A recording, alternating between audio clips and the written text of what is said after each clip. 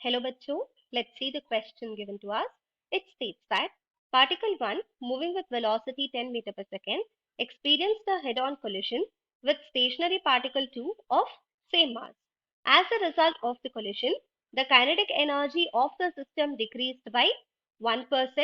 Find the magnitude and direction of the velocity of particle 1 after the collision.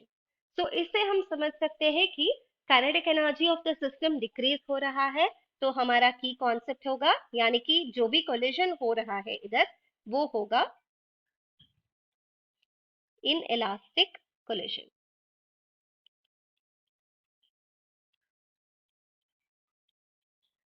हमें क्या given है? Mass m1 is equal to mass m2 is equal to m। हमारा initial velocity u1 is equal to 10 meter per second, u2 is equal to 0। हमें find out करना है v1 and kinetic energy of the system जो भी decrease हुआ है वो है 1%। सो percentage change in kinetic energy is equal to 1%। So जब हम inelastic collision को कंसिडर करते हैं, हमें पता है मोमेंटम कंजर्व रहेगा पर काइनेटिक एनर्जी कंजर्व नहीं है, तभी हमारे यहाँ काइनेटिक एनर्जी जो है वो डिक्रीज हो चुका है। So by conservation of momentum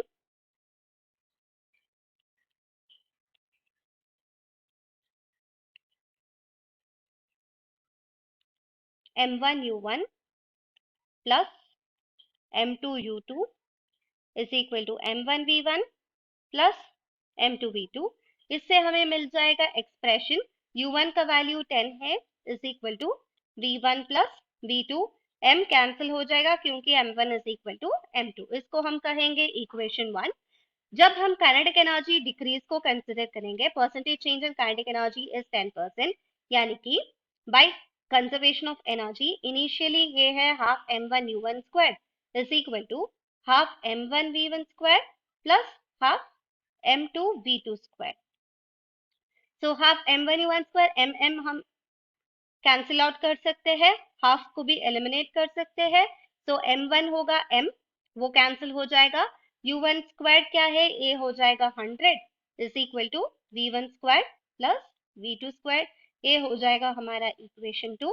अभी percentage change in kinetic energy यानी कि final kinetic energy subtracted minus initial kinetic energy divided by initial kinetic energy is equal to 1%.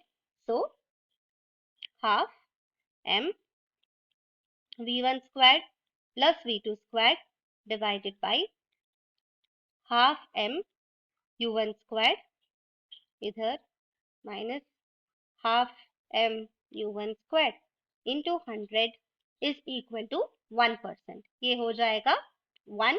तो हम एलिमिनेट कर सकते हैं half m half m half m को। ये मिल जाएगा हमें v1 square plus v2 square minus u1 square divided by u1 square into 100 is equal to 1। So v1 squared plus v2 squared minus u1 squared into 100 will be equal to u1 squared। So हमें पता है u1 squared का value है 100। So a eliminate हो जाएगा, ये मिलेगा equation 1 और इक्वेशन 2। So हम इक्वेशन 1 को स्क्वायर करेंगे। स्क्वायर ऑफ इक्वेशन 1 क्या होगा? स्क्वायर ऑफ इक्वेशन 1 होगा हमारा 100 is equal to v1 squared plus v2 squared plus 2v1 v2। So from equation 2 क्या है? v1 square plus v2 square क्या है? 100। So a हो जाएगा हमारा 100 is equal to v1 square plus v2 square plus 2v1 यानी कि 2v1 v2। this implies is equal to 0, यानी कि either v1 should be equal to 0 और v2 should be equal to 0। इसका मतलब होगा जो भी काइनेटिक एनर्जी है मास m1 के पास वो कंप्लीटली ट्रांसफर हो रहा है m2 के पास। तो इससे हम कह सकते हैं v1 is equal to 0 after collision particle 1 comes to rest।